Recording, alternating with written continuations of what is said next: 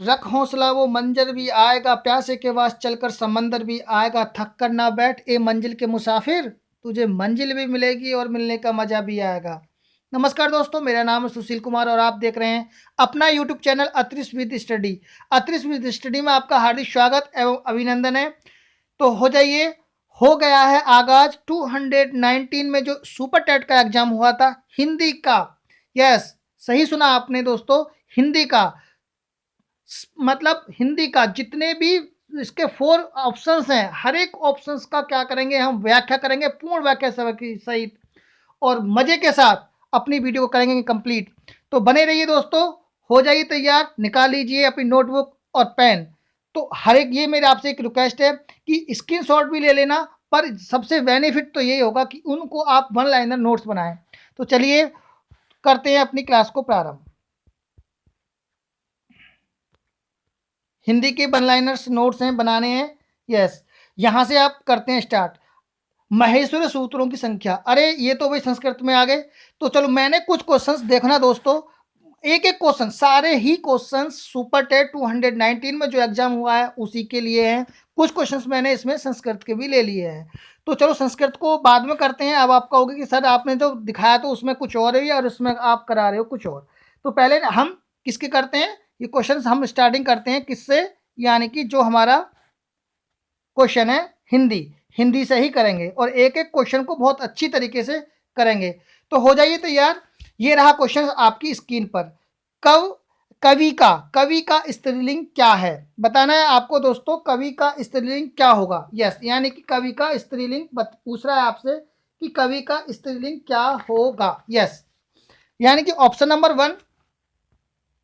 Number one कवित्री होगा, कवयत्री होगा, कवयत्री होगा या कवियत्री होगा। यस, बताना है दोस्तों कि इसमें कौन सा होगा। जो हमारे 1 से लेकर 6 तक के क्वेश्चन रह गए उनको लास्ट में करेंगे और एक एक क्वेश्चन को, ये गारंटी है दोस्तों कि मुझे ये नहीं है कि मैं लगाया आंसर चल दिया आगे, लगाया आंसर चल, कुछ नहीं ऐसा करना है। एक एक मतलब कि ये तो एक नमूना है, हर एक जो ऑप्शंस हैं उनको हिट करना है, उनसे देखते हैं क्वेश्चन यहाँ से भी रिपीट हो जाते हैं। तो प्लीज दोस्तों लाइक एंड सब्सक्राइब करना। अगर मेरी मेहनत आपको, अगर मैं ये चाहता हूं कि अगर एक क्वेश्चन भी आपको यहां से आपकी मेरिट में बन गया, आपको याद हो गया, तो मेरी जो मेहनत है वो साकार हो जाएगी। बस आपसे यही रिक्वेस्ट है कि आप यहां से क्या करेंगे, एक मेरा like subscribe and share, please, बस इतना ही है। चलो अब मैं बीच में नहीं कहूंगा, अपनी क्लास को बस आनंद के साथ करते रहेंगे। कवयत्री का स्त्रीलिंग, अब स्त्रीलिंग पूछा है तो देखो स्त्रीलिंग तो आपको पता ही है, बस इसमें ये भी पूछ लेगा शुद्ध रूप क्या होता है कवयत्री का है। तो हमारा जो रूप होगा, हमारा जो क्वेश्चन का आंसर होगा कव है, ये नहीं होगा। अधिकतर हम यहीं पे लगाते हैं कवयत्री, अधिकतर मिस्टेक हो जाती है और कब पता लगता है, जब मिस्टेक हो चुकी होती है। तो आंसर हमारा क्या है, थर्ड, कवयत्री। यानी पहले लिखेंगे कव, फिर लिखेंगे ये इत्री, है ना, कवित्री, क्या हो जाएगा, कवित्री। तो ये हो जाएगा हमारा right answer. Option number 3 is a correct answer. Yes, question number अगले पे चलते हैं। आपका आंसर बिल्कुल बहुत अच्छे सही आए हैं आपके। यस, इसी तरीके से करते रहेंगे और अपना स्कोर बताएंगे कि आपका स्कोर क्या है। बुद्धिमान शब्द किस संवर्ग में है, जो बुद्धिमान शब्द है वो किस संवर्ग में है, संज्ञा से संबंधित है, विशेषण से संबंधित है, सर्वनाम से संबंधित है या अव्यय से संबंधित है। बुद्धिमान, यस, वेरी इंपॉर्टेंट क्वेश्चन है दोस्तों ये भी। बुद्धिमान शब्द क्या है, विशेषण है या संज्ञा है, सर्वनाम है या अव्यय है। देखो अव्यय तो है नहीं, क्या नहीं है, अव्यय भी नहीं है और सर्वनाम भी नहीं है। सर्वनाम क्या होते हैं, सर्वनाम जैसे कि वह, तुम, मैं, ये सब सर्वनाम ही तो है। तो ये तो ऐसा कुछ है नहीं बुद्धिमान में। अव्यय क्या है, जो कि मतलब बिना परिवर्तन हुए, ये भी नहीं है। विशेषण कोई विशेषता, यस। संज्ञा क्या है, संज्ञा यानी कि किसी वस्तु को हम देख लेते हैं, स्पर्श कर सकते हैं, महसूस कर सकते हैं, वो क्या है, संज्ञा है। पर संज्ञा भी नहीं है, तो क्या है, विशेषण।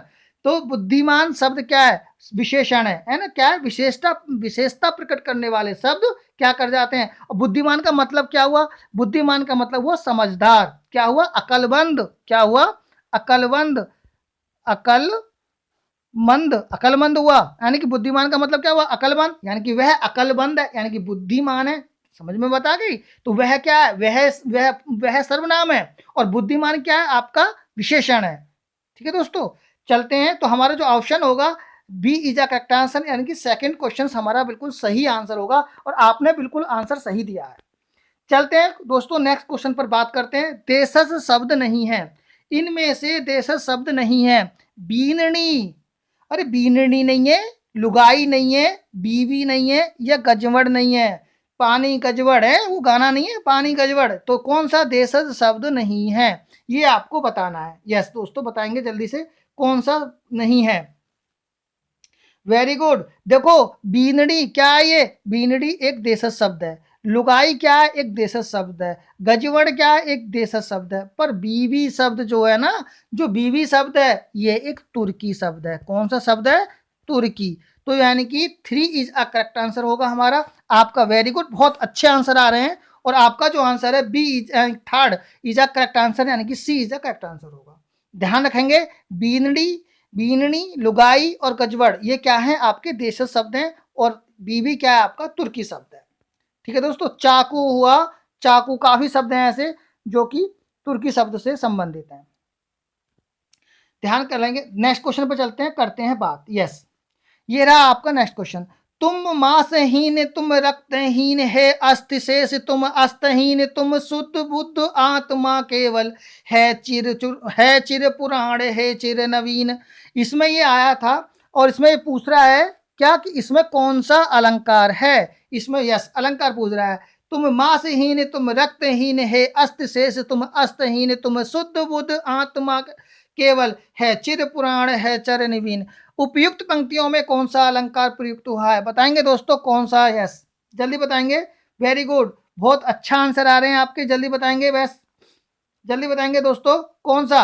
यस, तुम यानी कि वो कह रहा है तुम क्या है, मांसहीन, और फिर कह रहा है रक्तहीन, और फिर क्या अस्थि यानी कि हड्डी हीन, और ये क्या अस्थिहीन और अस्थिहीन, है ना, शुद्ध बुद्ध आत्मा केवल, तुम चिर पुराण, तुम चिर नवीन। तो इसमें क्या कौन सा अलंकार होगा, विरोधाभास, विशेष विपर्य अलंकार, मानवीयकरण अलंकार, या दृष्टांत अलंकार। तो बताएंगे दोस्तों इसमें कौन सा होगा। वेरी गुड, बहुत अच्छे आंसर आ रहे हैं आपके, यानी कि 1 इज द करेक्ट आंसर, विरोधाभास अलंकार। अब विरोधाभास, विरोधाभास का मतलब क्या होता है, इस बात को थोड़ा सा आप समझेंगे। यानी कि विरोधाभास का मतलब होता है जब दो विरोधी पदार्थों के संयोग से एक साथ दिखाया जाए। यानी कि जब दो, क्या दोबारा सुनेंगे, जब दो विरोधी पदार्थ, जब दो विरोधी पदार्थ, विरोधी पदार्थ, जब दो विरोधी पदार्थ, जब दो विरोधी पदार्थों का संयोग एक साथ दिखाया जाता है, वहां पर विरोधाभास अलंकार होता है। समझ गए दोस्तों, यानी कि ए इज द करेक्ट आंसर। मतलब रक्त को हीन भी दिखाया जा रहा है, मांस हीन भी दिखाया जा रहा है, और वो कह रहा है कि अस्थि शेष, यानी कि अस्थि शेष मतलब अस्थि भी नहीं है, कुछ बची हुई है। फिर बिल्कुल यहाँ का कर दिया अस्थि है ही नहीं, अസ്ഥिहीन, यहाँ अस्थि शेष बता रहे हैं, यहाँ अസ്ഥिहीन भी बता रहे हैं, यहाँ मांसहीन, यहाँ रक्तहीन। मतलब क्या है, दो विरोधी प्रक्रियाएं एक साथ चल रही हैं, तो वहां कौन सा अलंकार होगा, वहां होगा विरोधाभास अलंकार। और ये एक बात और ध्यान सुन लेना, अगर ये अब की बार तो दे दिया, अब की बार अगर ये ना कहे, ये वो पूछने लगे आपसे कि ये पंक्तियां किस लेखक ने लिखी हैं, ये पंक्तियां किस लेखक ने लिखी हैं, तो इस बात को यहां पे लिख लेंगे, ये सुमित्रा नंदन पंत की, सुमित्रा नंदन पंत, सुमित्रा नंदन, सुमित्रा नंदन पंत, ये लिख लेंगे, सुमित्रा नंदन पंत की हैं ये पंक्तियां। ठीक है दोस्तों, यस आगे बात करते हैं और नेक्स्ट क्वेश्चन पर चलते हैं। ये रहा आपका नेक्स्ट क्वेश्चन। दोस्तों बस वीडियो पूरी देखना, बहुत अच्छे क्वेश्चन है, सारे क्वेश्चन लिए गए हैं और बहुत मजे में अपना स्कोर बताएंगे कि आपका स्कोर कितना रहा। यस, जब प्रथम संख्यावाची, जब प्रथम शब्द संख्यावाची और द्वितीय शब्द संज्ञा हो तो कौन सा समास होता है।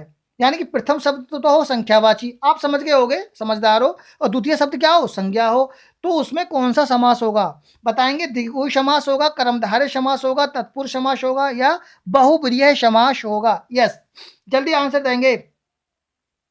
जब प्रथम शब्द तो हो संख्यावाची और द्वितीय शब्द हो संज्ञा, तो क्या होगा वो? वेरी गुड, यानी कि ए इज अ करेक्ट आंसर, द्विगु समास। कौन सा समास होगा?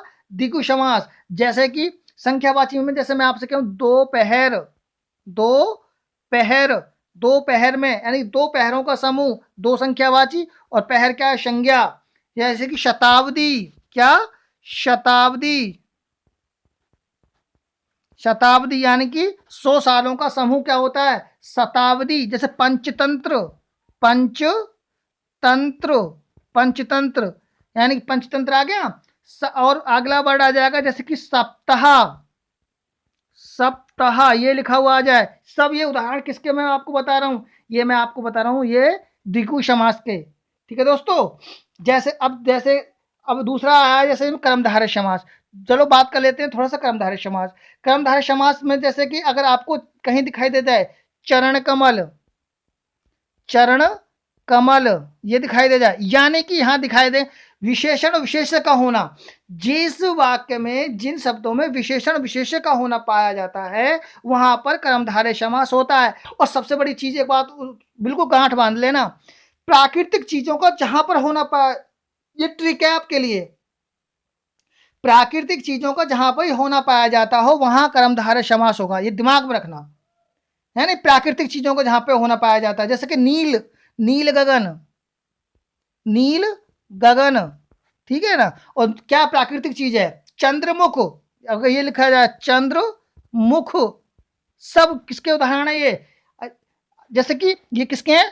कर्मधारय समास के। ठीक है दोस्तों, आई होप आप समझ गए होंगे। नेक्स्ट क्वेश्चन पर चलते हैं, करते हैं नेक्स्ट क्वेश्चन पर बात, यानी कि चलो बहुब्रीहि समास थोड़ा सा रह गया, इसके बारे में थोड़ी सी बात कर लेते हैं।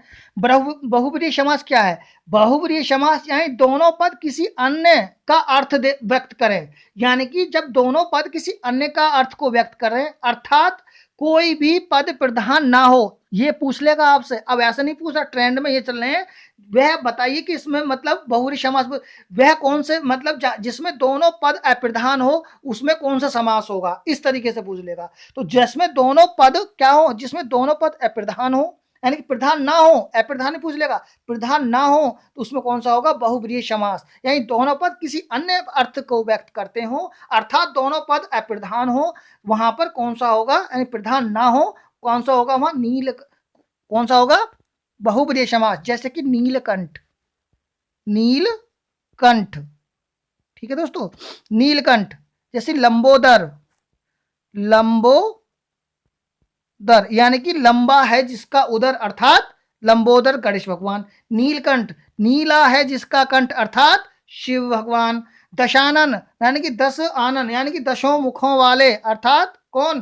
दशानन, महावीर। और जैसे अगला वर्ड आता है महावीर, महावीर, ये भी अगर आ जाए तो ये बहुब्रीहि समास है। महान है जो वीर, यानी कि जो सभी पुरुषों में महान होगा, अर्थात महावीर, अर्थात हनुमान। तो ये हो गया इस तरीके से। चलते हैं नेक्स्ट क्वेश्चन पर बात करते हैं, बहुत इंपॉर्टेंट क्वेश्चन आ गया आपके यहाँ पर। निम्नलिखित में से महाप्राण व्यंजन है। वेरी गुड, इंपॉर्टेंट, ट्रिक ले लो बस, अब तो ट्रिक समझना है आपको। देखो आपको जब ये कह देना महाप्राण, तो महाप्राण में कोई इतना लंबा चौड़ा इसमें कुछ नहीं करना, दिमाग से थोड़ा सा आप दिमाग लगाना है।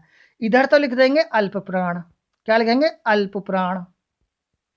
और इधर लिख लेंगे, क्या लिख देंगे? इधर अल्पप्राण, और इधर लिख देंगे महाप्राण। सही है, महाप्राण। ध्यान रखना, यहां अल्पप्राण, इधर महाप्राण।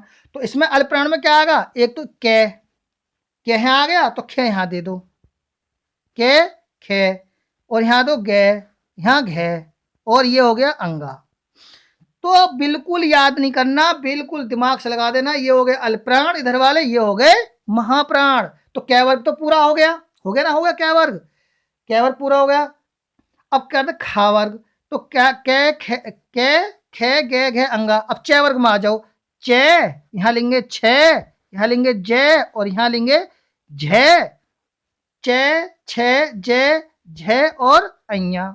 लो जी, ये किस में आ गए? ये आ गए आपके महाप्राण में, ये आ गए इधर। इसी तरीके से हम पंचों यानी कि कचट तप, कै वर्ग, च वर्ग, ट वर्ग, तय वर्ग और पै वर्ग, ये सारे इसी तरीके से कर लेंगे। अल्पप्राण और महाप्राण इसी तरीके से, इधर जो आएंगे वो महाप्राण होंगे, इधर जो आएंगे वो अल्पप्राण होंगे। और बात दूसरी, यानी कि ये ध्यान रखेंगे जो महाप्राण की जो ध्वनियाँ होती हैं, महाप्राण में अधिकतर और जितने भी क्या कौन से वर्ण आते हैं, जो कि सभी ऊष्मीय वर्ण भी क्या होंगे, आपके महाप्राण ध्वनि में आ जाएंगे। तो आप देखेंगे, देखो तो कै तो हो नहीं सकता, कै वर्ग पहला वाला दे दिया, ये कट आंसर आ गया। गे, कै, खे, गे, गे भी नहीं हो सकता क्यों, इसी में आ रहा है अल्पप्राण में। और ये रेले में क्या है, ये भी नहीं हो सकते। ये क्या है, ये है अंतस्थ व्यंजन, ये रेले वे क्या है, अंतस्थ व्यंजन, ये भी आते हैं दोस्तों, ध्यान रखना प्लीज। अंतस्थ व्यंजन, अंतस्थ व्यंजन कौन से होते हैं, ये रेले वे अंतस्थ व्यंजन, ठीक है। तो हमारा क्या बचा, अब बचा हमारा यानी कि B is a correct answer, यानी कि खे, छे, ठे, थे, फे, क्या ये हमारे महाप्राण ध्वनि है। वेरी गुड, बहुत अच्छे आंसर आ रहे हैं, आपकी तैयारी बहुत अच्छी चल रही है। चलते हैं नेक्स्ट क्वेश्चन पर बात करते हैं, ये रहा नेक्स्ट क्वेश्चन। यानी कि क्या कह रहा है, मैं, हम, तू, तुम आदि शब्द हैं कैसे, संबंधवाचक सर्वनाम है, अनिश्चयवाचक सर्वनाम है, प्रश्नवाचक सर्वनाम है, या पुरुषवाचक सर्वनाम है। प्लीज दोस्तों इसमें तो आपका आंसर आई होप गलत मत करना, आप बताएंगे कि इसमें कौन सा क्या है सर्वनाम, कौन से सर्वनाम है। यस, जल्दी बताएंगे दोस्तों, जल्दी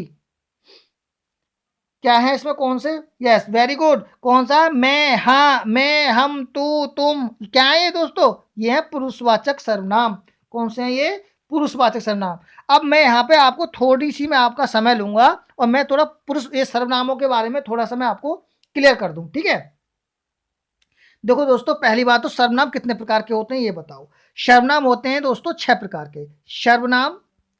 सर्वनाम कितने प्रकार के होते हैं, सर्वनाम होते हैं 6 प्रकार के। लिख लेंगे क्या प्रकार के होते हैं, 6 प्रकार के। कौन कौन से होते हैं मैं आपको बता देता हूं, जैसे कि 4 तो इसमें आएंगे। एक हो गया निजवाचक, निजवाचक, एक हो गया निजवाचक, दूसरा हो गया अनिश्चयवाचक हो गया इसमें, और निश्चयवाचक,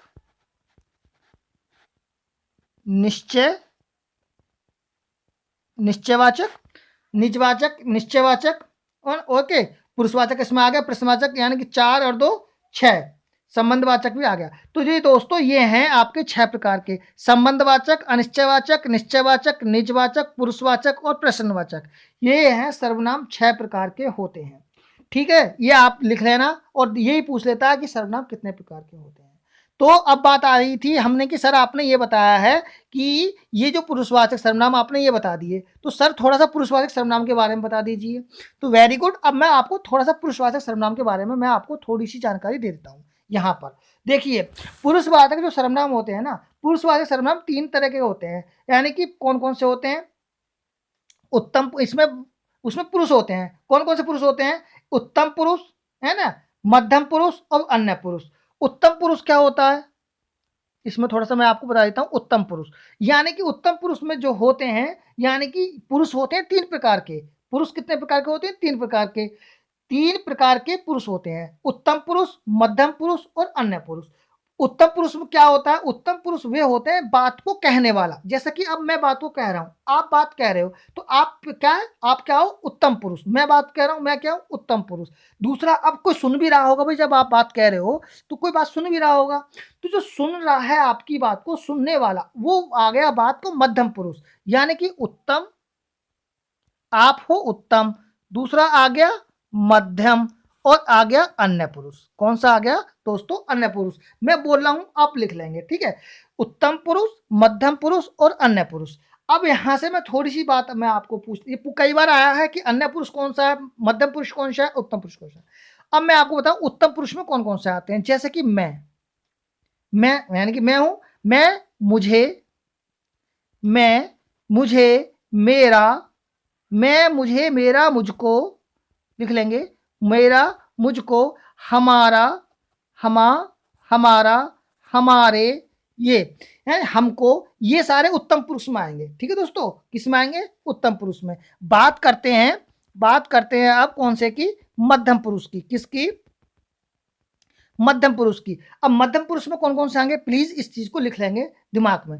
अब सुनने वाले के बारे में बात करें ना, उत्तम पुरुष, और उत्तम पुरुष में आएंगे तू, तुम, तुमको, है ना, तुमको, तुम्हारा, तुम्हारा, है ना, आपका, आपकी, आपके, ये भी लिख लेंगे, आपका, आपकी, आपके, यानी आपका, आपकी, आपके, साथ नोट्स बना लेना दोस्तों, ठीक है। आपका, आपकी, आपके। अब ये कौन सा हो गया? मध्यम पुरुष। अन्य पुरुष के बारे में जल्दी से चलो बात कर लेते हैं। अन्य पुरुष में किसी अन्य व्यक्ति के बारे में, मैंने बताया ना, अब किसी अन्य व्यक्ति के बारे में आपकी बात चल रही है, अन्य पुरुष तो वो होगा, तो किसके बारे में बात चल रही है? अन्य के बारे में, पता नहीं कौन सा तीसरा थर्ड पार्टी के बारे में बात चल रही है। तो इसमें आते हैं दोस्तों वह, है ना, वह, यानी कि उसने, वह, उसने, उसको, उसको, और उनका, उसे, उसमें, और इन्हें, और इन्होंने, ये लिख लेंगे। ये है अन्य पुरुष।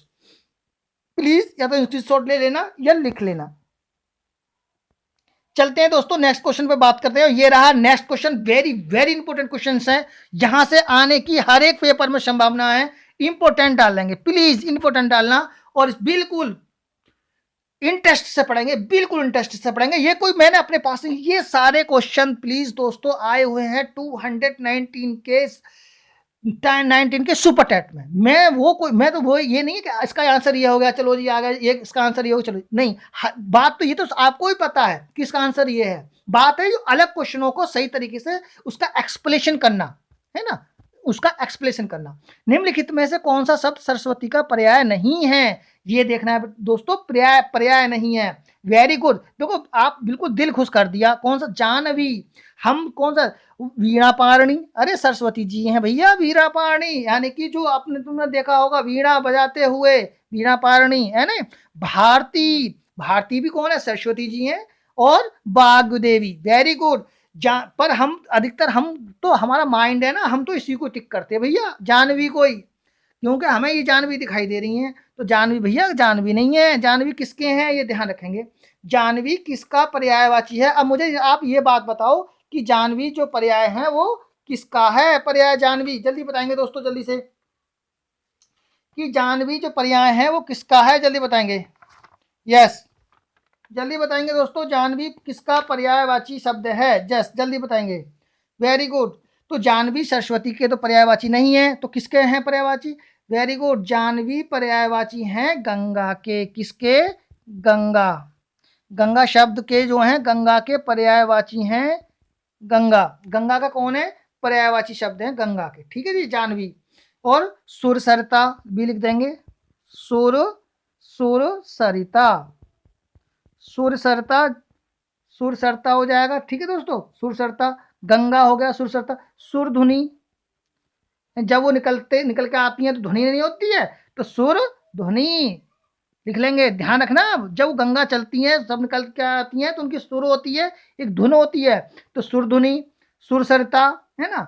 और जानवी किसके पर्यायवाची हैं? ये किसके पर्यायवाची है? वेरी गुड, किसके? गंगा के। और देखो सरस्वती के और पर्यायवाची, वीरा पारणी, भारती, बागदेवी, शारदा। शारदा, ये अगर आपको दिखाई दे जाए, शारदा, शारदा दिखाई दे जाए, भारती तो हो ही गया इसमें, बागेश्वर आ जाए, बागीश आ जाए, बिमला, ये ध्यान रखेंगे, बिमला। बिमला भी किसके हैं पर्यायवाची? ये सरस्वती जी के ही पर्यायवाची हैं। चलते हैं नेक्स्ट क्वेश्चन पे बात करते हैं। नेक्स्ट क्वेश्चन पे बात करते हैं दोस्तों। ये रहा नेक्स्ट क्वेश्चन आपकी स्क्रीन पर। जद सुजात सुलक्षणी सूरन सरस सुभ्रत्र भूषण विनुने विरजाई कविता विनित मिंत। तो बताएं, अलंकार को परिभाषित करने वाली उपयुक्त पंक्तियां किस कवि की हैं? केशवदास की हैं, बिहारी लाल की हैं, सेनापति की हैं, आचार्य दंडी की हैं? बताएंगे। और पिछला वाला जो क्वेश्चन गया जानवी, विशेष कर ध्यान रखना, हर बार आया हुआ क्वेश्चन है जानवी, गंगा का पर्यायवाची है जानवी। कौन सा है दोस्तों? यद्यपि सुजाति सुलक्षणी सोरन सरस सुव्रत भूषण विनुन बरजाई कविता विनीता मिंत। बताएंगे दोस्तों कौन सा अलंकार, ये किस पंक्ति किस कवि ने गाई हैं, इसमें कौन सा अलंकार को परिभाषित करने वाली उपयुक्त पंक्तियां किस कवि की हैं? जल्दी दोस्तों अपना आंसर दें, बताएंगे कि किसका आंसर मेरे पास सबसे पहले है। यस, वेरी गुड, आपका आंसर है ए इज अ करेक्ट आंसर, यानी केशव दास। वेरी गुड, केशव दास ने ये पंक्तियां गाई हैं। केशव दास ने ये पंक्तियां अलंकृत के बारे में कही हैं और ये जो है केशव दास के द्वारा कही गई पंक्तियां हैं।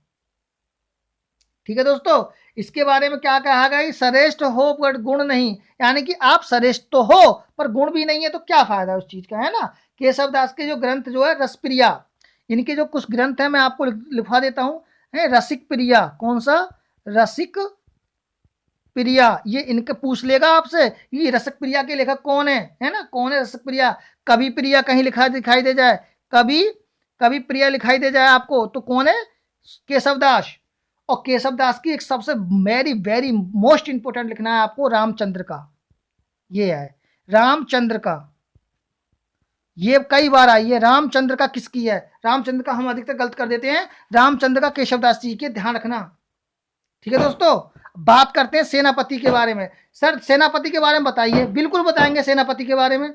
सेनापति के बारे में दोस्तों लिखना है कि भक्ति काल, कौन सा? यानी कि भक्ति काल एवं रीति काल एवं संधि काल के युग के कवि कौन है? जल्दी लिखेंगे, इसका नोट्स बनाओ प्लीज, जल्दी लिखो। भक्ति काल लिखो जल्दी, भक्ति काल मेरे साथ साथ लिखेंगे, भक्ति काल। और क्या बताया मैंने? रीति काल, लिखो जल्दी से, रीति काल, रीति काल, भक्ति काल, रीति काल, संधि काल। कौन सा काल? संधि काल। इन तीनों कालों के कवि कौन है? इन तीनों कालों के कवि कौन है? सेनापति। अरे लिखो भाई, जल्दी लिखो, सेनापति। Very good. आगे बात आई है कौन से? दंडी की। आचार्य दंडी के बारे में बताओ सर। बिल्कुल बताएंगे, आचार्य दंडी के बारे में लिखना है कि संस्कृत भाषा के प्रसिद्ध साहित्यकार, संस्कृत किसके? संस्कृत भाषा के किसके? संस्कृत भाषा के साहित्यकार कौन है? साहित्यकार, वेरी गुड, साहित्यकार कौन है? दंडी जी। और दंडी, एक बात और दंडी जी के बारे में लिखना है कि दंडी जी अलंकार संप्रदाय से संबंधित हैं। कौन से? अलंकार संप्रदाय, अलंकार संप्रदाय से संबंधित हैं। कौन? दंडी जी।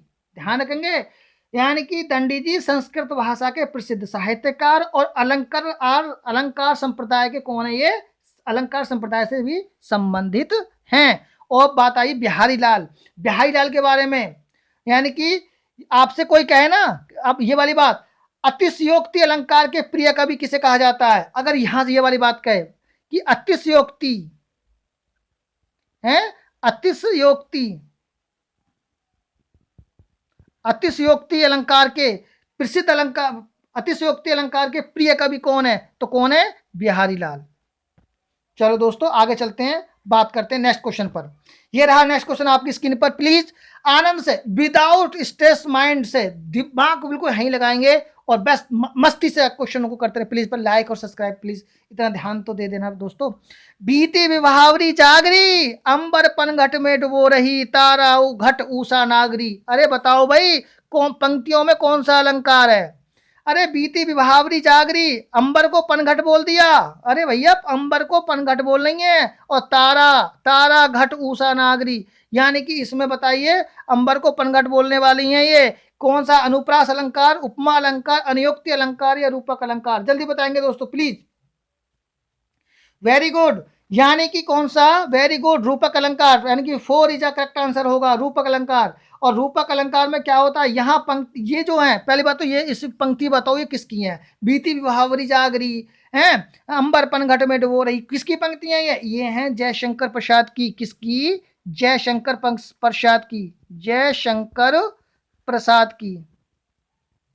लिख लेंगे, जयशंकर प्रसाद की वाली पंक्तियां हैं। और रूपक अलंकार क्या कहता है? रूपक अलंकार के बारे में थोड़ा सा बात कर लेंगे। रूपक अलंकार में इसमें एक अलंकार और भी है, मानवीयकरण अलंकार, दोनों है इसमें, ध्यान रखना, मानवीय अलंकार भी है इसमें। हाँ, इसमें रूपक अलंकार और मानवीयकरण अलंकार दोनों है। ठीक है, रूपक अलंकार यानी कि ये क्या है, एक इसको रूपक अलंकार, एक अर्थालंकार है। ये कौन सा अलंकार है? अर्थालंकार। रूपक अलंकार को हम अर्थालंकार भी कहते हैं। इसका एक और इंपोर्टेंट उदाहरण, चरण कमल बंदो हरिराई। चरण के कमल से क्या कर दिया उन्होंने? चरण को कमल, तुलना करना है। क्या करना है? तुलना। चरण की कमल से तुलना कर रहा है, तो क्या चरण कमल बंदो हरिराई क्या रूपक अलंकार का उदाहरण ही है, ये ध्यान रखेंगे। और बात करते हैं किसकी? बात करते हैं अनुप्रास अलंकार के बारे में, जरा सी झलक दिखा देते हैं। जैसे कि अनु है ना, अनु प्लस प्रास। अनु प्लस प्रास का मतलब क्या होता है? अनुमानी। अनु का मतलब क्या होता है? बार बार। अरे अनुमानी क्या होता है? बार बार। और प्रास का मतलब होता है वर्ण। प्रास का मतलब क्या होता है? वर्ण। और अनुमानी क्या होता है? बार बार। कैसे? बार बार। यानी कि जिस वर्ण की आवृत्ति बार बार हो, जिस वर्ण की आवृत्ति बार बार हो, वहां पर अनुप्रास अलंकार होता है। बिल्कुल जिंदगी में नहीं भूलने के। अब अनुमानी बार बार, प्रासमानी वर्ण। जिस वर्ण में, जिस पंक्ति में वर्ण की आवृत्ति बार बार होती हो, वहां पर अनुप्रास अलंकार होता है। अगर दोस्तों मेरी बात आपको पसंद आ रही है, मेरा कंटेंट समझ में आ रहा है, एक लाइक और शेयर तो बनता ही है ना। यस, आगे बात करते हैं। जब किसी वर्ण की आवृत्ति बार बार आए, वहां पर कौन सा अलंकार होगा? अनुप्रास। जैसे कि चारु चंद की चंचल किरणें खेल रही थी जल थल में। हैं, मैं लिख दूं? चलो बहुत लंबा वीडियो हो जाएगा, मैं चलो लिख देता हूं। चारु चंद की, चारु चंद की, चारु चंद की, चारु चंद की चंचल किरणें, चंचल किरणें, बस इतना ही रहने दो। च की आवृत्ति, च की आवृत्ति, च की आवृत्ति, जहां पर वर्ण की आवृत्ति यानी अनुप्रास अलंकार। कौन सा अलंकार? चारु चंद की चंचल किरणें खेल रही थी जल थल में। कौन सा अलंकार? अनुप्रास अलंकार। ठीक है दोस्तों, यस। चलो चलते हैं नेक्स्ट क्वेश्चन पर बात करते हैं। नेक्स्ट क्वेश्चन ये रहा आपकी स्क्रीन पर।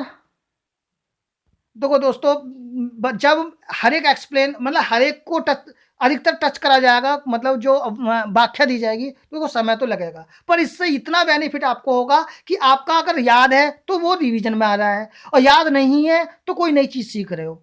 तो प्लीज अगर मैं भी कर दूं, हाँ इसका आंसर ये, चलो आगे, इसका आंसर ये, चलो आगे, तो उसमें आपके लिए देखो, ये तो आपको ही पता है। बात ये है कि इसके अंदर से आप कितना खोज के लाए, इस क्वेश्चनों में से आपको क्या मिला, बात ये है। ठीक है ना? तो इसलिए ना तो मैं भी ये करता, हाँ जी इसका ये है आंसर, इसका ये है आंसर। तो ये चीज प्लीज, मैं बोर मत होना, बस ये ध्यान रखना, इंटरेस्ट से काम को करना है आपको। ठीक है? निम्नलिखित तत्सम शब्द बताइए। आंख है, पांव है, गांव है, ग्रह है। अरे भाई वेरी गुड, आंसर आने लगे। ग्रह, ग्रह क्या है आपका? Very good. ग्रह, ग्रह मीन्स क्या होता है? घर। और घर क्या है आपका? तद्भव। और ग्रह क्या है आपका? बताओ, ग्रह क्या है आपका? ग्रह है आपका तत्सम। Very good. आंख, आंख क्या है आपका? आंख है आपका तत्भव, और इसका तत्सम क्या होगा? अक्षय। क्या होगा? वेरी गुड, अक्षी होगा। पांव, पांव का क्या होगा? पांव क्या है आपका? यानी कि तद्भव, इसका तत्सम क्या होगा? पाद। क्या होगा? पाद। अब गांव, गांव का क्या होगा? ग्राम। क्या होगा? ग्राम। ग्राम क्या है? ये है तत्सम, ये गांव का है तद्भव। ठीक है दोस्तों, ये भी तद्भव, ये भी तद्भव, और ये क्या है आपके तत्सम।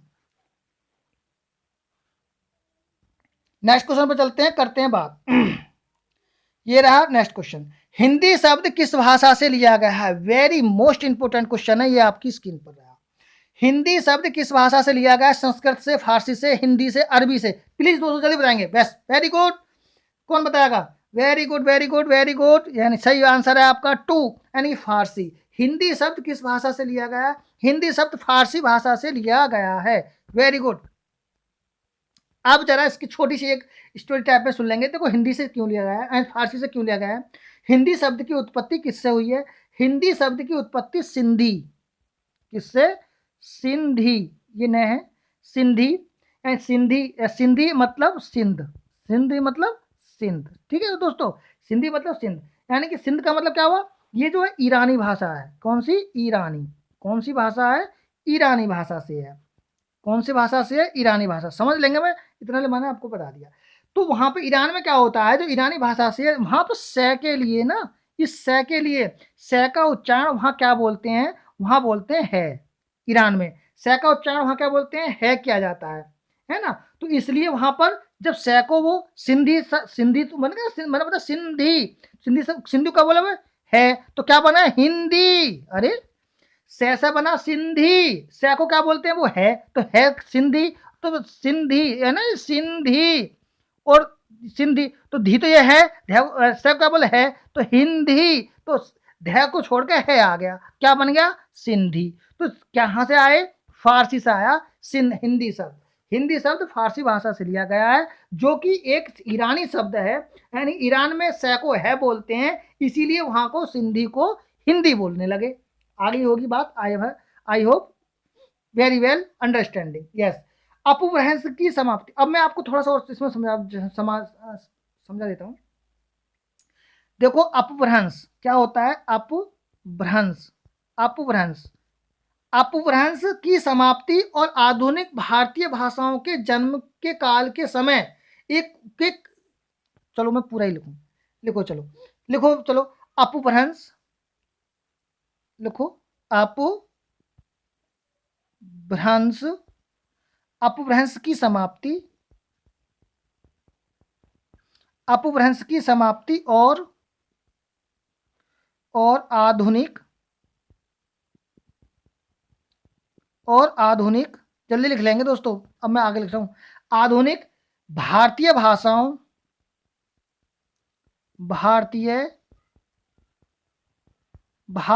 के जन्म काल को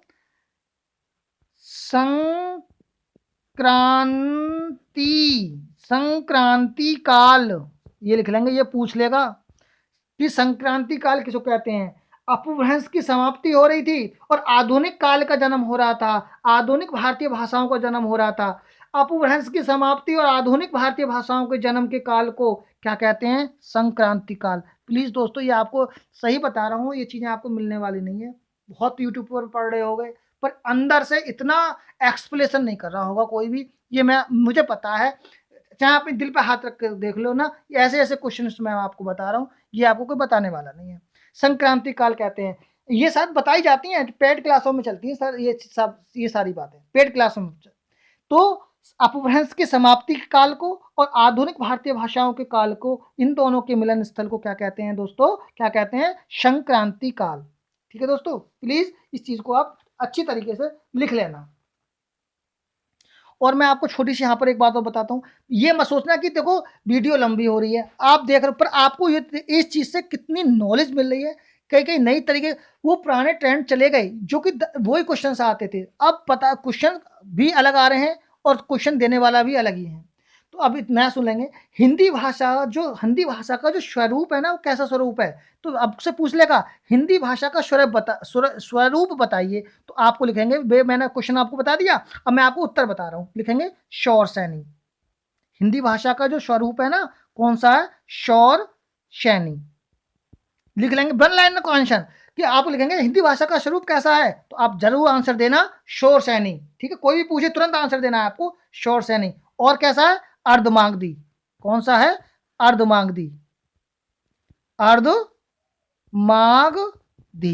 ध्यान से आंसर देना तुरंत, कौन सा है, अर्धमागधी। और हिंदी की लिपि कौन सी है, वेरी गुड, जल्दी लिखें, बताएंगे, हिंदी की लिपि कौन सी है, देवनागरी लिपि, देवनागरी लिपि, देवनागरी लिपि। ठीक है दोस्तों, देवनागरी लिपि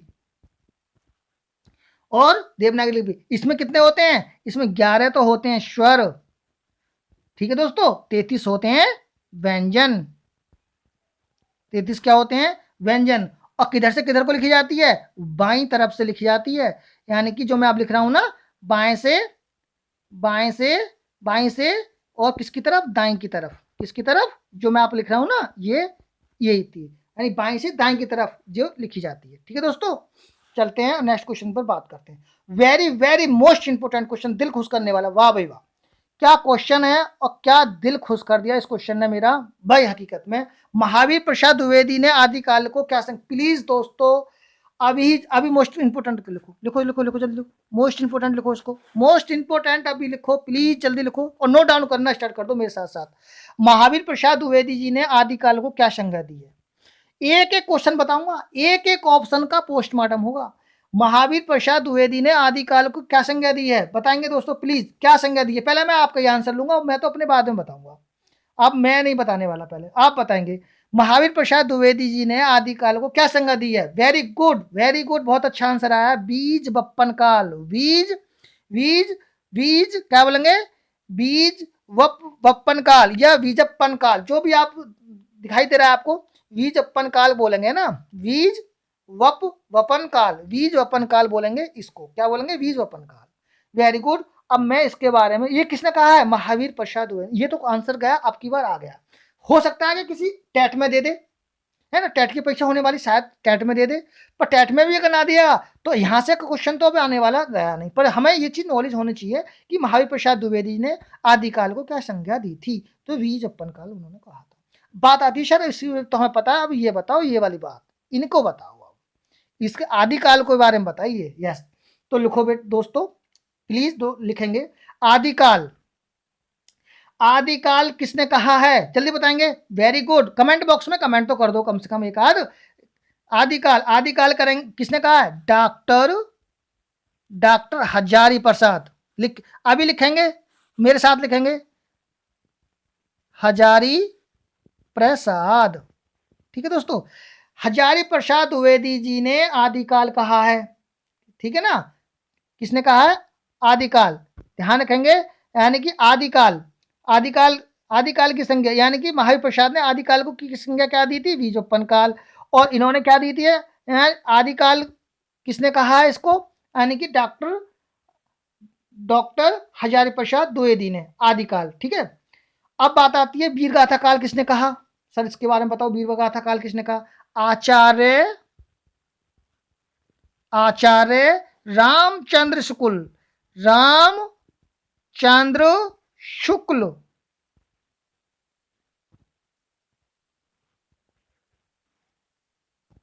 आचार्य रामचंद्र, आचार्य रामचंद्र,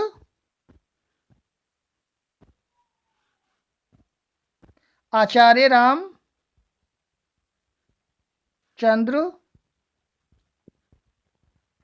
आचार्य रामचंद्र शुक्ल। ठीक है दोस्तों, इन्होंने कहा वीर गाथा काल। ठीक है, रामचंद्र शुक्ल ने। अब ध्यान रखेंगे, रामचंद्र कैसे थे? वीर तो थे, ठीक है ना, इस चीज से ध्यान रख लेंगे। तो रामचंद्र कैसे थे? वीर थे, तो उन्होंने इसको क्या कह दिया? वीर गाथा काल। ठीक है दोस्तों, आगे चलते हैं, नेक्स्ट पे बात करते हैं। चारण काल किसने बोला है? चारण काल, यस वेरी गुड। डॉक्टर लिखेंगे, डॉक्टर राम कुमार वर्मा। डॉक्टर राम कुमार वर्मा ने क्या कहा है? चारण काल। वेरी गुड, क्या कहा है? चारण काल। अब मैं एक बार सबको रिपीट मार देता हूं। बीज बप्पन काल किसने कहा है? बीज बप्पन काल, यानी कि तो आ गया आपका महावीर प्रसाद द्विवेदी। आदिकाल किसने कहा है? आदिकाल बोला है आचार्य रामचंद्र, सॉरी, हजारी प्रसाद द्विवेदी ने। वीर गाथा काल किसने कहा? वीर गाथा काल किसने बोला है? यानी कि आचार्य रामचंद्र शुक्ल ने बोला है। चारण काल किसने बोला? डॉक्टर राम कुमार वर्मा ने बोला है। और महावीर प्रसाद द्विवेदी जी ने क्या बोला है? बीज बप्पन काल। इन चीजों को आप लिख लेंगे। ठीक है दोस्तों, यहां से मैं थोड़ी सी नॉलेज, एक आपको एक एडिशनल जानकारी और देता हूं। महावीर प्रसाद द्विवेदी ने किसकी रचना की? जल्दी बताएंगे। यस, महावीर प्रसाद सरस्वती पत्रिका। ये चीज अगर आ जाए कहीं, है ना, क्या आ जाए? सरस्वती पत्रिका, सरस्वती पत्रिका। वेरी गुड, सरस्वती पत्रिका के संपादक कौन है? आचार्य राम, कौन है? Very good, Mahavir Prasad, Mahavir Prasad, Mahavir Prasad. आज सरस्वती पत्रिका के कौन है? महावीर प्रसाद द्विवेदी। ठीक है दोस्तों, नेक्स्ट पे आगे और कुछ, चलो यहां से मैं आपको एक छोटी जानकारी और देता हूं, एक छोटी जानकारी और है, देखेंगे। यानी कि आधुनिक हिंदी साहित्य का दूसरा नाम क्या है? लिखेंगे आधुनिक हिंदी साहित्य, हिंदी साहित्य, हिंदी आधुनिक साहित्य का दूसरा नाम क्या है? हिंदी साहित्य का दूसरा नाम क्या है? द्विवेदी काल। क्या बोल लिखेंगे? द्विवेदी काल लिख लेंगे, द्विवेदी काल। आधुनिक हिंदी साहित्य का दूसरा नाम क्या है? द्विवेदी काल। यस। और देखो अभी प्लीज अब लिखते रहना, अभी मैं आपको एक छोटी सी जानकारी और दे रहा हूं। मिस्र बंधुओं ने आदिकाल को क्या बोला है? ये क्वेश्चन लिखना प्लीज, इसको जरूर लिखो। मिस्र बंधुओं ने मिस्र बंधुओं ने मिस्र बंधुओं ने मिस्र बंधुओं ने मिस्र बंधुओं ने मिस्र बंधुओं ने आदिकाल को मिस्र बंधुओं ने आदिकाल को क्या बोला है? प्रारंभिक काल। प्रारंभिक काल। मिस्र बंधुओं ने आदिकाल को प्रारंभिक काल बोला है। ठीक है। और राहुल तथा लिखो, यहीं से लिख लो, तथा राहुल सांकृत्यायन ने राहुल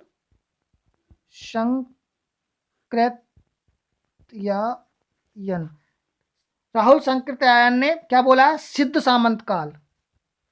लिख लेंगे, ये बहुत अलग से जानकारी दे रहा हूं मैं। सिद्ध सामंत काल। सिद्ध सामंत काल। प्लीज मैं एक बार रिवाइज कर रहा हूं, रिकॉल कर रहा हूं आपके लिए, नोट्स बनाना फिर लिखना। मिस्र बंधुओं ने आदिकाल को प्रारंभिक काल बोला, इसका नाम दिया प्रारंभिक काल मिस्र बंधुओं ने, तथा राहुल सांकृत्यायन ने आदिकाल को सिद्ध सामंत काल बोला। प्लीज दोस्तों ये जानकारी आप अपने यहां नोट कर लेना। आगे बात करते हैं, नेक्स्ट क्वेश्चन पर चलते हैं। ये रहा महान। महान शब्द में त्व प्रत्यय जोड़ने से कौन सा शब्द बनेगा? तो आपको ज्यादा महानीय बनेगा, महत्वता बनेगा, महत्व बनेगा, या मह बनेगा? प्लीज जल्दी बताएंगे। Very good. क्या बनेगा? महत्व। यानी कि त्व प्रत्यय जोड़ने से क्या बन जाएगा? महत्व। ठीक है, आज इस पर ज्यादा बात नहीं करेंगे, आगे चलते हैं। चिदम्बरा पर ज्ञानपीठ पुरस्कार किसे प्राप्त हुआ?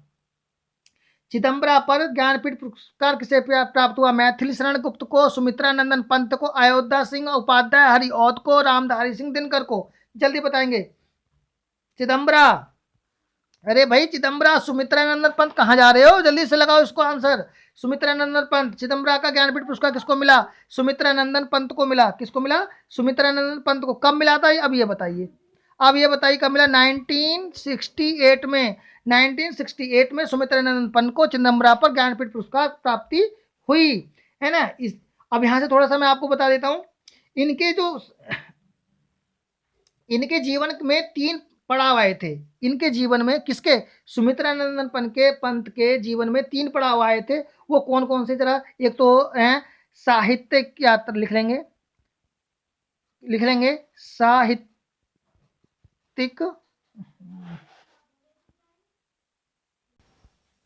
यस। आपको ये चल रही थी यहाँ से, सॉरी दोस्तों थोड़ा सा प्रॉब्लम आ गई थी, तो कोई नहीं, सॉर्ट आउट हो गई। चलते हैं, बस हम यहाँ पे चले थे। यस, क्या सुमित्रा नंदन पंत के बारे में थोड़ा सा जानकारी चली थी, बात चली थी सुमित्रा नंदन पंत को। यस, जीवन के इनके 3 पड़ाव आए थे। कौन सा? साहित्य यात्रा के, यानी छायावादी, प्रगतिवादी और आध्यात्मिकवादी। अगर आपको ये वाली बात कह दे, यानी कि साहित्यिक यात्रा के बारे में छायावादी, प्रगतिवादी और आध्यात्मिकवादी, इनको बोल दे तो आपको क्वेश्चन होगा सुमित्रा नंदन पंत। ध्यान रखना। अब थोड़ा मैं जल्दी के बारे में बात करते हैं नेक्स्ट क्वेश्चन पे। चलो इसका थोड़ा देखते हैं। मैथिली शरण गुप्त, इनको पद्म विभूषण मिला था। कब मिला था पद्म विभूषण? इनको 1953 में मिला था है। और इनके सम्मान, इनकी एक सबसे बढ़िया है भारत भारती। मैथिली शरण गुप्त की है भारत भारती, ये बहुत इंपॉर्टेंट है, इसको लिख लेंगे। भारत भारती। और कब था ये? 1912 में। वेरी गुड, 1912 में भारत भारती को सम्मानित किया गया था पद्म भूषण से। किसको? मैथिली शरण गुप्त को। ध्यान रखेंगे, भारत भारती किसकी है? मैथिली शरण गुप्त की है। सही है। और हिंदी खड़ी बोली के प्रथम महाकाव्य का प्रयास कौन था? थोड़ा सा इनके बारे में बता देता हूं मैं। अयोध्या सिंह हरिऔध यानी खड़ी बोली का प्रथम महाकाव्य लिखेंगे। वेरी इंपॉर्टेंट मैं फैक्ट बता रहा हूं ये वाला। हिंदी खड़ी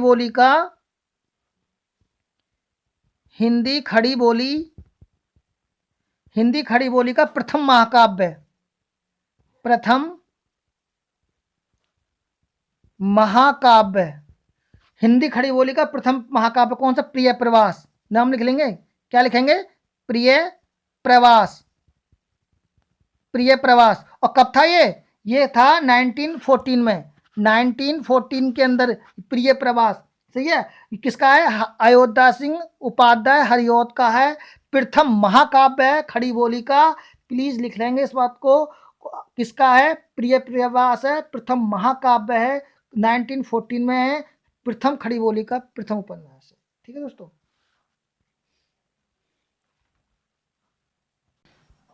जरा सी बात रह गई सी, आप कहोगे सर इसके इनके बारे में नहीं बताया, चलो मैं इनके बारे में थोड़ा सा बता देता हूँ।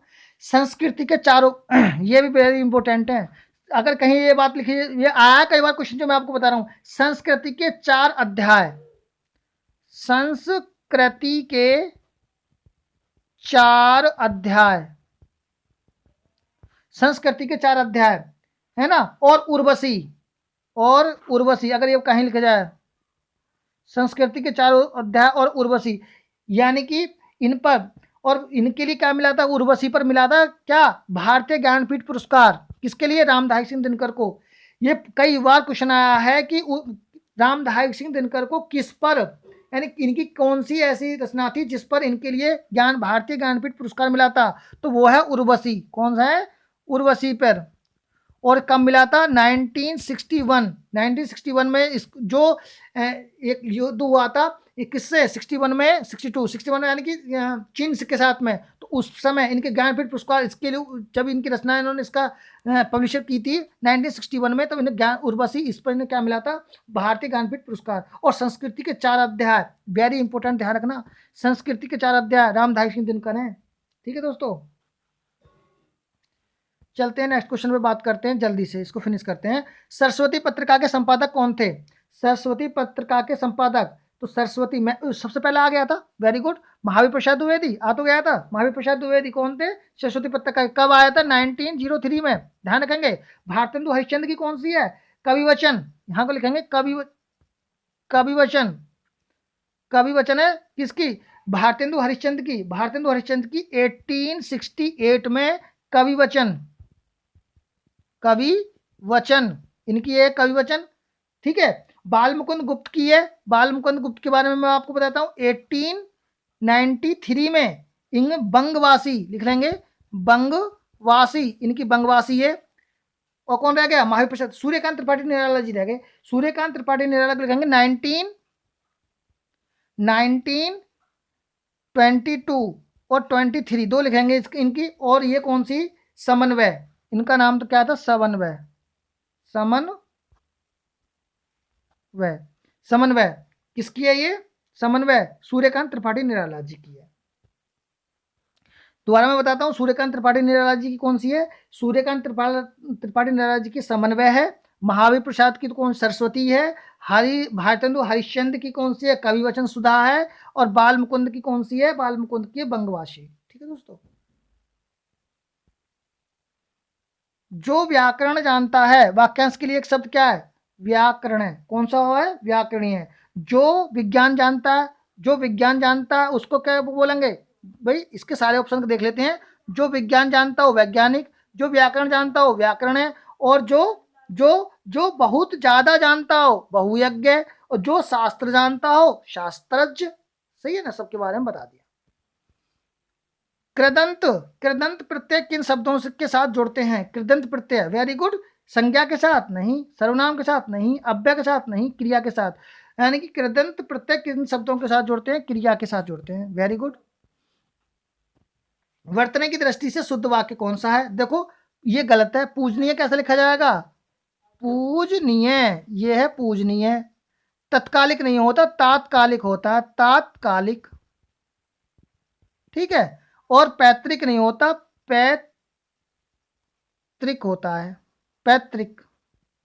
ठीक है, ये वैसा होता है, रिर, रिर आएगा नीचे, पैतृक। और प्रामाणिक बिल्कुल सही है, प्रामाणिक, प्रमाणिक नहीं होता, प्रामाणिक होता है, प्रामाणिक। ठीक है। पेड़ से पत्ते गिरते हैं, कौन सा? संप्रदान कारक, अपादान कारक, करण कारक, कर्ता कारक। जब कोई वस्तु किसी से अलग हो जाती है तो कौन सा आता है? अपादान कारक। Second is the correct answer. चलते हैं नेक्स्ट क्वेश्चन पे बात करते हैं। यहाँ इनकी शुद्ध वर्तनी वाला शब्द है लाभान, लाभान्वित, लाभान्वित, लाभान्वित। कौन सा शब्द है बताएंगे दोस्तों? Very good. कौन सा है? लाभान्वित। कौन सा है? लाभान्वित, यानी कि second is the correct answer होगा।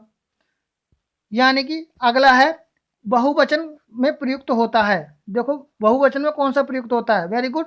यानी कि जनता नहीं, पानी नहीं, बारिश नहीं, ये कौन से एक वचन में प्रयुक्त होते हैं, पर प्राण जो है ये बहुवचन में प्रयुक्त होता है, प्राण। वीडियो थोड़ा लंबी बन जाएगी दोस्तों, इसलिए थोड़ा जल्दी करिए। अब हमारे 1 से लेकर 6 तक के क्वेश्चन रह गए, तो इसको हम देखते हैं नेक्स्ट क्वेश्चनों में। 1 से लेकर 6 तक के क्वेश्चन छोटी सी वीडियो बना देंगे हम इसको, क्योंकि वीडियो बहुत लंबी हो जाएगी। लंबी तो नहीं होने की, चलो देख लेते हैं, छोटी सी वीडियो बना देंगे, सेकंड वाले पार्ट में इसको दे देंगे, ठीक है। तो नमस्कार, धन्यवाद वॉचिंग माय वीडियो। तो प्लीज़ दोस्तों लास्ट में एक रिक्वेस्ट है आपसे, बने रहिए और पूरी मज़ा ना आए जब कहना, और एक लाइक और सब्सक्राइब प्लीज़ और शेयर जरूर कर देना। धन्यवाद आपको और आपके माता पिता को मेरे चरण स्पर्श। Thank you very much.